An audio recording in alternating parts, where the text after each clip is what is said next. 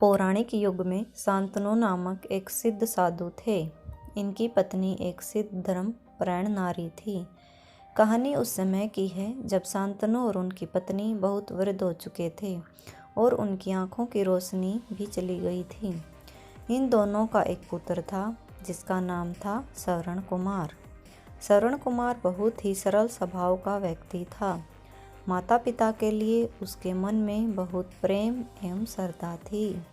वो दिन रात अपने माता पिता की सेवा करता था, अपने माता पिता के बच्चों की तरह लालन पालन करता था। उसके माता पिता भी स्वयं को गौरवशाली महसूस करते थे और अपने पुत्र को दिन रात हजारों दुआएं देते थे।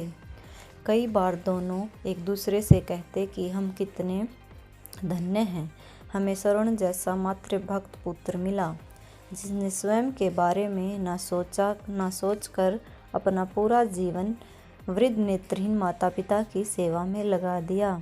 इसकी जगह कोई अन्य होता तो विवाह के बाद केवल स्वयं का हित सोचता और बूढ़े नेत्रहीन माता पिता को कहीं छोड़ आता और खुशी से अपना जीवन यापन करता। जब यह बात श्रवण ने सुनी तो माता पिता से कहा कि मैं कुछ भी भिन्न नहीं कर रहा हूँ, यह मेरा कर्तव्य है। जब मैं छोटा था तब आपने मुझे इससे भी ज़्यादा अच्छा जीवन दिया और अब मुझे यह सौभाग्य प्राप्त हुआ है कि मैं आपकी सेवा करूं। आप दोनों जो भी इच्छा रखते हैं मैं उन्हें अवश्य पूरा करूं। तब शांतनु और उसकी पत्नी कहते हैं, पुत्र श्रवण, दोनों की आयु बहुत हो चुकी है, अब जीवन का कोई भरोसा नहीं है, किसी भी समय हमारी आंखें बंद हो सकती हैं।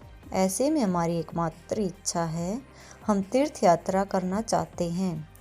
क्या तुम हमारी यह इच्छा पूरी कर सकते हो? श्रवण कुमार अपने पिता के चरणों को पकड़कर अत्यंत प्रसन्नता के साथ कहता है, हाँ पिताश्री, यह तो मेरे लिए परम सौभाग्य की बात होगी कि मैं आप दोनों की इच्छा पूरी करूं। श्रवण अपने माता पिता को तीर्थ करवाने हेतु एक कावड़ तैयार करता है जिसमें एक तरफ शांतनु एवं दूसरी तरफ उसकी पत्नी बैठती है और कावड़ के डंडे को अपने कंधे पर लादकर यात्रा शुरू करता है। उसके हृदय में माता पिता के प्रति इतना स्नेह है कि उसे कावड़ का लेस मात्र भी भार नहीं लगता। अपने पुत्र के इस कार्य से माता पिता का मन प्रसन्नता से भर उठता है और वे पूरे रास्ते अपने पुत्र श्रवण को दुआएं देते चलते हैं। तीर्थ करते समय जब वे तीनों अयोध्या नगरी पहुंचते हैं तब माता पिता श्रवण से कहते हैं कि उन्हें प्यास लगी है। श्रवण कावड़ को जंगल में रखकर हाथ में पत्तों का पात्र बनाकर सरयू नदी से जल लेने जाता है। उसी समय उस वन में अयोध्या के राजा दशरथ आखेट पर निकले थे और उस घने वन में वह हिरण को शिकार बनाने के लिए उसके पीछा कर रहे थे। तब ही उन्हें घने जंगल में झाड़ियों के पार सरयू नदी से पानी के हलचल की आवाज़ आती है। उस हलचल को हिरण के पानी पीने की आवाज़ समझकर महाराजा दशरथ शिकार के उद्देश्य से तीर चला देते हैं और उस तीर से श्रवण कुमार के हृदय को आघात पहुंचता है जिससे उसके मुंह से पीड़ा भरी आवाज़ निकलती है जिसे सुन दशरथ स्तब्ध रह जाते हैं और उन्हें अनहोनी का एहसास होता है। वे भागकर सरयू नदी के तट पर पहुंचते हैं जहां वे अपने तीर को श्रवण के हृदय में लगा देख भयभीत हो जाते हैं और उन्हें अपनी भूल का एहसास होता है। दशरथ श्रवण कुमार के समीप जाकर उससे क्षमा मांगते हैं। तब अंतिम सांस लेता श्रवण कुमार महाराज दशरथ को अपने वृद्ध नेत्रहीन माता पिता के बारे में बताता है। उन्हें कहता है कि वे प्यासे हैं, उन्हें जाकर पानी पिला दो और उसके बाद उन्हें मेरे बारे में कहना। और इतना कहकर श्रवण कुमार मृत्यु को प्राप्त हो जाता है। भारी हृदय के साथ महाराजा दशरथ श्रवण के माता पिता के पास पहुंचते हैं, उन्हें पानी पिलाते हैं। माता पिता आश्चर्य से पूछते हैं, उनका पुत्र कहाँ है? वे भले ही नेत्रहीन हों पर वे दोनों अपने पुत्र की आहट से ही समझ लेते थे।